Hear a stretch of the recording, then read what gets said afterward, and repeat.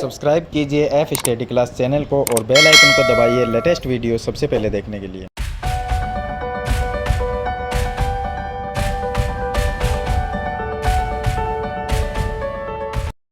Hello students, आज हम इस वीडियो में कक्षा 9 की प्रश्नावली 8.1 का क्वेश्चन नंबर 5 शुरू करेंगे। पीछे वाली वीडियो में मैंने आपको क्वेश्चन नंबर 4 तक बता दिए थे। तो चलिए हम शुरू करते हैं क्वेश्चन नंबर 5। तो वीडियो को आप लाइक कर दीजिए और चैनल को सब्सक्राइब कर लीजिए। तो देखिए, इसमें दिया गया है कि दर्शाइए कि यदि एक चतुर्भुज के विकर्ण बराबर हो, यानी कि एक चतुर्भुज हमने लिया है ABCD, इसके विकर्ण हमें बराबर दिए गए हैं और परस्पर समकोण पर, यहाँ पर मिस प्रिंट है बुक के अंदर तो आप लिख लेना, परस्पर समकोण पर समद्विभाजित करे तो वह एक वर्ग होता है। यानी विकर्ण इसके बराबर हैं और इसमें जो विकर्ण एक दूसरे को समकोण पर समद्विभाजित करते हैं, यानी यहाँ पर 90 डिग्री का कोण बनाते हैं। अगर यहाँ पर बनाएं तो ये 90 डिग्री का कोण है, इस साइड में भी 90 है और ये भी 90 है और यहाँ पर भी ये 90 है। यानी हम यह कह सकते हैं कि कोण नंबर 1, 2, 3 और 4 ये कितने हैं, 90-90 डिग्री कोण है और साथ में ये इसके बराबर है और ये जो है वो इसके बराबर है, क्योंकि समकोण पर समद्विभाजित करते हैं। तो हमें सिद्ध करना है कि वह एक वर्ग होता है। तो वर्ग के लिए हमें इसकी चारों भुजाओं को बराबर करना होगा। एक नंबर, चारों भुजाओं के साथ में प्रत्येक कोण 90 डिग्री हमें सिद्ध करना है, यानी इसका एक कोण हम 90 डिग्री सिद्ध कर देंगे। तो ये क्या कहलाएगा, एक वर्ग कहलाएगा।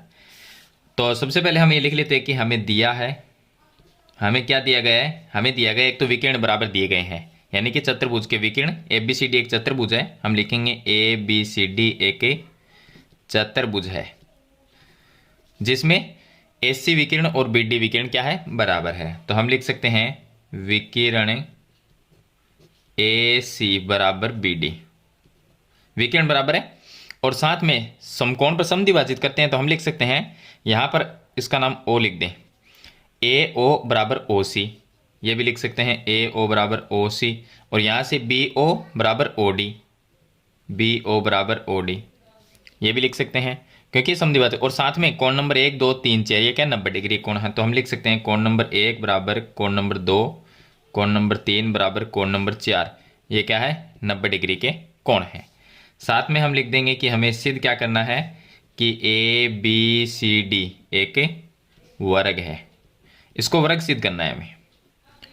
तो चलिए उत्पत्ति की बात करें तो देखिए, उत्पत्ति में पहले तो हम क्या करेंगे, पहले इसको हम समांतर चतुर्भुज सिद्ध करेंगे, क्योंकि वर्ग सीधा नहीं कर सकते, समांतर चतुर्भुज। अब चारों भुजाएं अगर इसकी बराबर करनी है तो कैसे करेंगे।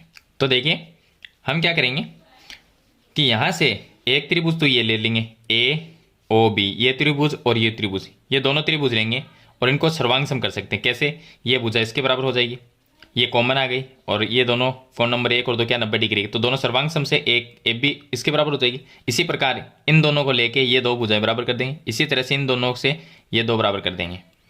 तो हम क्या करें, चारों भुजाओं को बराबर कर दें और कोण फिर 90 डिग्री हमें सिद्ध करना है। तो उसके लिए हम क्या करेंगे, इसको एक समांतर चतुर्भुज बनाना पड़ेगा। कि समांतर चतुर्भुज अगर ये बन जाता है तो हम क्या कर सकते हैं कि ये जो कोण है A और B, पहले तो इनको बराबर कर देंगे और A समांतर चतुर्भुज में ये जो कोण होते हैं, यानी ये रेखाएं समांतर है तो इनके जो ये कोण होंगे, तिर्यक रेखा के एक और के अंत कोण, उनका योग 180 होगा। तो यहाँ से हमें 90 डिग्री इसको सिद्ध करना होगा। तो सबसे पहले तो हम ये कर लेते हैं कि इसमें जो चार भुजाएं हैं इनको बराबर करते हैं। कैसे करेंगे, चलिए हम एक त्रिभुज ये लेंगे और एक ये लेते हैं त्रिभुज, दो त्रिभुज लेते हैं। या हम ऐसा कर सकते हैं कि इसकी सम्मुख भुजाओं को बराबर करके उसको समांतर चतुर्भुज, जो समांतर चतुर्भुज है वो सिद्ध किया जा सकता है। तो या हम ऐसा कर सकते हैं कि एक ये त्रिभुज लें और दूसरा ऊपर वाला, इन दोनों से हम सम्मुख भुजाओं को बराबर कर सकते हैं। तो ये क्या कहलाएगा, एक समांतर चतुर्भुज कहलाएगा। तो सबसे पहले हम ऐसा ही करते हैं कि AOB हम त्रिभुज लेते हैं, त्रिभुज AOB, वह दूसरा त्रिभुज ऊपर वाला ले लेते हैं जिसका नाम है COD, COD में इन दोनों को सर्वांग सम कर देते हैं। तो मैं कह सकता हूं कि इस त्रिभुज की AO भुजा और ऊपर वाले त्रिभुज की OC भुजा बराबर है, जो कि हमें दिया है। यहाँ पर मैं लिख सकता हूं AO बराबर OC, ये हमें दिया है क्योंकि विकर्ण ये समद्विभाजित कर रहे हैं। चलिए उसके बाद में एक ये भुजा दोनों बराबर हो गई और दूसरी ये भुजा इसके बराबर, तो मैं कह सकता हूँ बी ओ और ओ डी बराबर है, बी ओ बराबर ओ डी, ये भी हमें दिया है। चलिए, कोण नंबर 1 और कोण नंबर 3 बराबर है, क्यों? क्योंकि ये 90 डिग्री के कोण है। तो मैं लिख सकता हूँ कोण नंबर 1 बराबर कोण नंबर 3, क्यों है? क्योंकि ये 90 डिग्री के कोण है। यहाँ पर लिखा है कि परस्पर समकोण पर समद्विभाजित करते हैं, तो ये 90 डिग्री के कोण है। तो यहाँ से दोनों त्रिभुज सर्वांग सम हो जाते हैं। कौन से नियम से? भुजा भुजा कोण नियम से, यानी एस नियम से।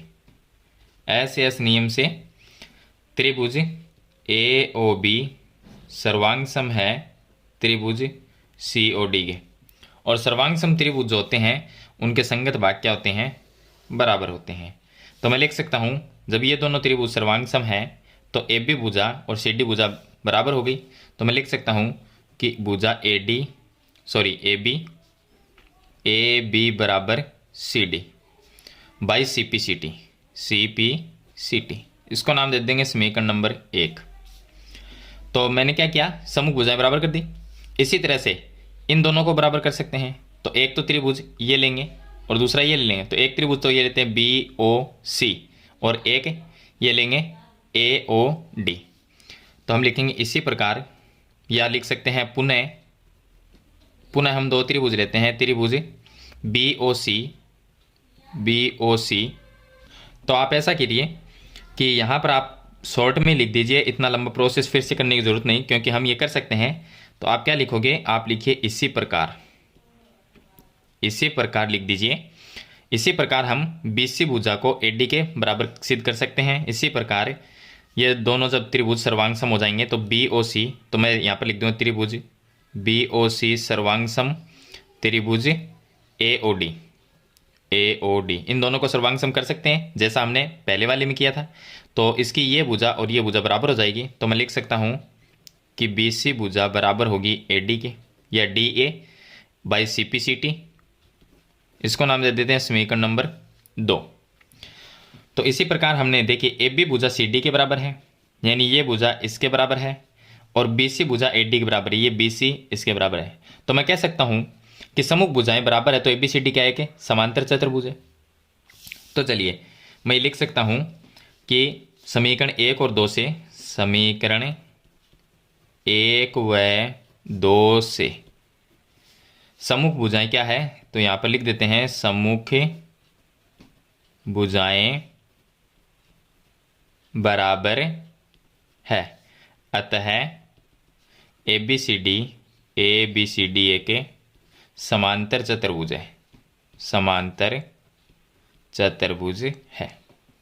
अब होता क्या है जब समांतर चतुर्भुज होता है? तो देखिए समांतर चतुर्भुज सिद्ध करने के लिए हमें क्या क्या चाहिए, पहले तो मैं ये बता देता हूँ। ये समांतर चतुर्भुज हुआ कैसे? हमने इसके सम्मुख भुजाएं बराबर कर दी। समांतर चतुर्भुज में क्या होता है कि एक तो विकर्ण है वो एक दूसरे को समद्विभाजित करते हैं, दूसरा सम्मुख कोण बराबर होते हैं, और भुजाएं बराबर और समांतर होती है।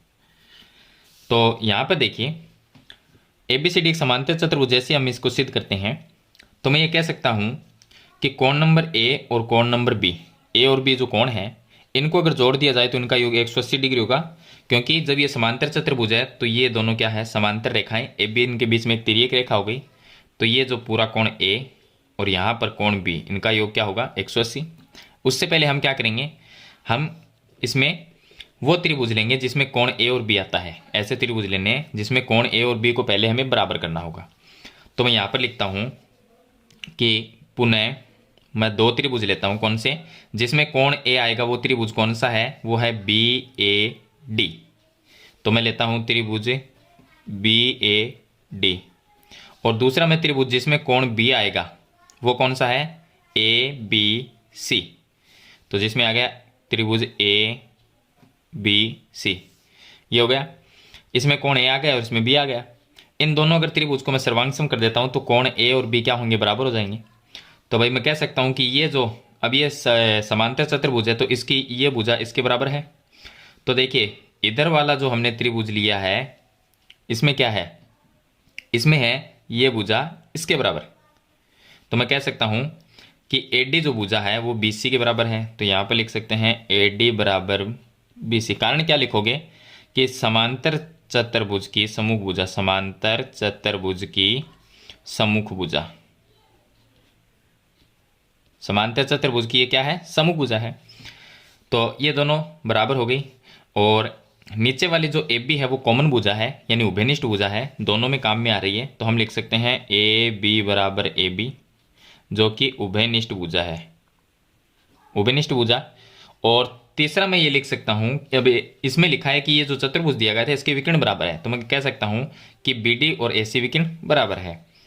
तो बी डी और ए बराबर ए सी, ये हमें दिया है क्योंकि विकर्ण इसके बराबर है।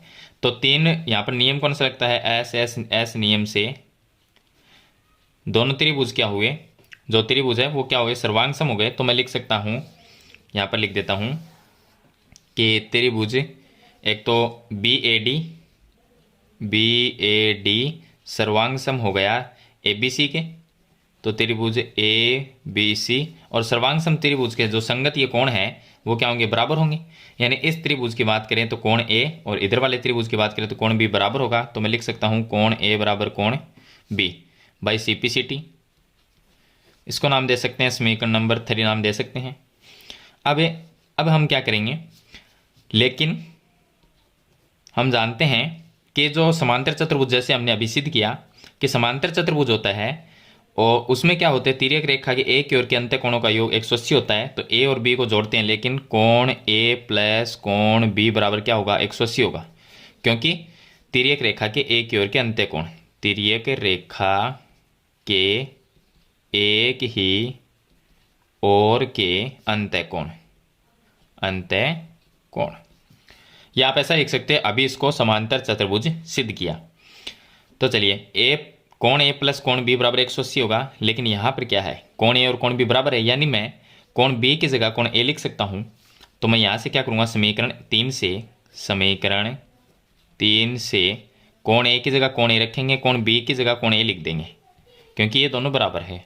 बराबर में 180 डिग्री आएगा, ये कितने हो गए, 2 कोण ए बराबर 180 डिग्री, 2 भाग में चला गया तो कोण ए बराबर 180/2।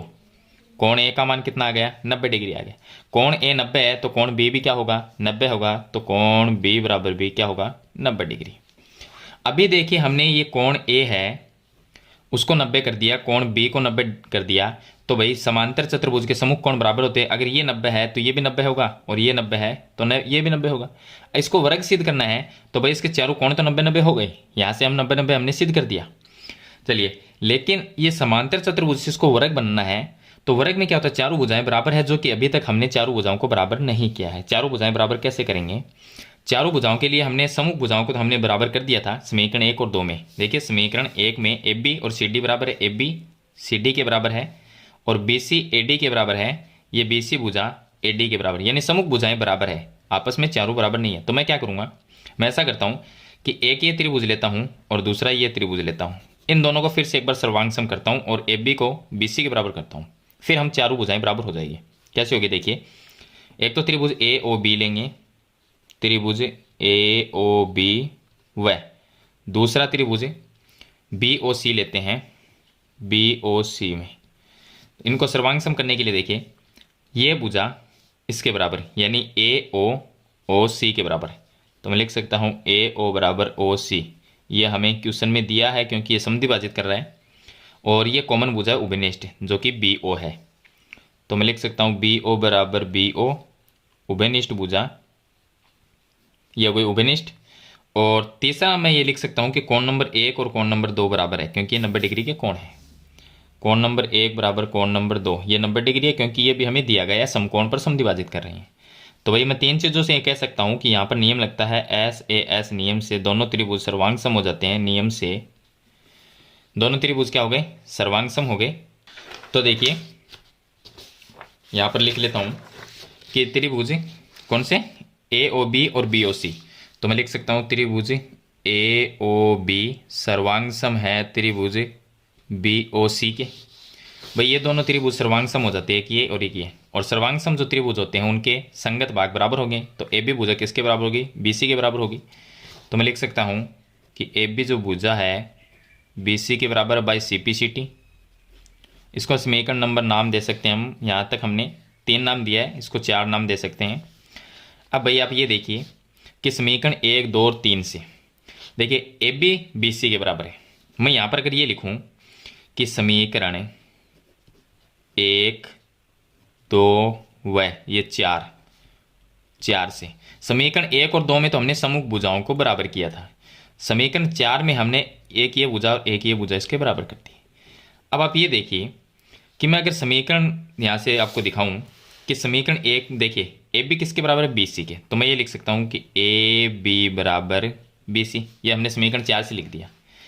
और ए बी किसके बराबर है, सी डी के बराबर है, ए बी बी सी के भी बराबर है, ए बी सी डी के बराबर है, तो सी डी किसके बराबर होगी, बी सी के, तो मैं ये लिख सकता हूँ सी डी। चलिए समीकरण 2 में आए तो बी सी किसके बराबर है, ए डी के बराबर है, तो बी सी इन दोनों के बराबर है और बी सी ए डी के बराबर है, तो इसके बराबर में हम ए डी भी लिख सकते हैं।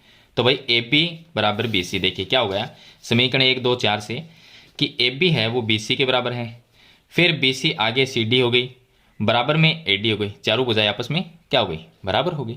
और साथ ही हमने इसके जो कोण है यानी प्रत्येक कोण 90 डिग्री अगर सिद्ध कर देते हैं, इसका एक कोण 90 डिग्री अगर सिद्ध कर देते हैं और चारों भुजाएं बराबर होती है तो ये क्या कहलाएगा, एक वर्ग कहलाएगा।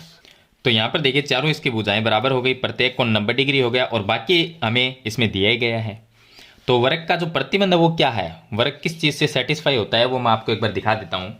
तो देखिए वर्ग के लिए अगर हम बात करें कि सम्मुख भुजाएं बराबर होती है तो ये हमने सिद्ध कर दिया था, सम्मुख भुजाएं बराबर हमने की थी। चलिए सम्मुख कोण बराबर होते हैं ये भी हमने कर दिया, उसको समांतर चतुर्भुज जैसे ही हमने सिद्ध किया तो उसके सम्मुख कोण बराबर हो गए।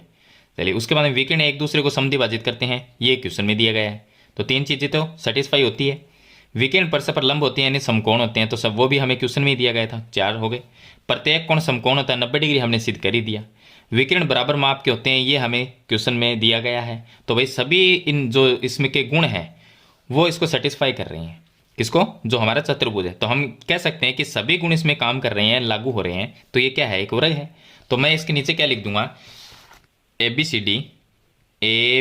सी डी एक वर्ग है, वर्ग है, क्योंकि यहाँ पर हमने चारों भुजाओं को बराबर कर दिया और पीछे चला तो यहाँ पर 90 डिग्री सिद्ध कर दिया। तो भाई 90 डिग्री हो गया, चारों भुजाएं को हमने बराबर कर दिया, सम्मुख भुजाएं इसकी बराबर पहले ही हमने कर दी थी, सम को प्रत्येक को 90 डिग्री है ही। तो विके जो इसके अलावा हमें क्वेश्चन में दिया गया है, तो हम सभी जो इसके गुण हैं वो इसमें सेटिस्फाई हो रहे हैं। तो भाई मैं कह सकता हूँ कि ABCD क्या कहलाएगा, एक वर्ग कहलाएगा। तो इस तरह से आपको प्रश्न नंबर 5 है उसको सरल करना है, थोड़ा सा बड़ा है क्वेश्चन, ध्यान से आप इसको देखिए समझिए, आपको जरूर ये समझ में आ जाएगा। फिर भी कोई प्रॉब्लम आती है तो मुझे कमेंट में जरूर लिखें। नेक्स्ट वीडियो में हम क्वेश्चन नंबर 6 को सरल करेंगे। वीडियो अच्छी लगी तो लाइक और शेयर जरूर कर देना, इस चैनल पर नए हैं तो सब्सक्राइब करना, साथ में बेल आइकन का बटन जरूर दबाना। तो आज की वीडियो में इतना ही, मिलते हैं एक नई वीडियो के साथ, तब तक के लिए थैंक यू।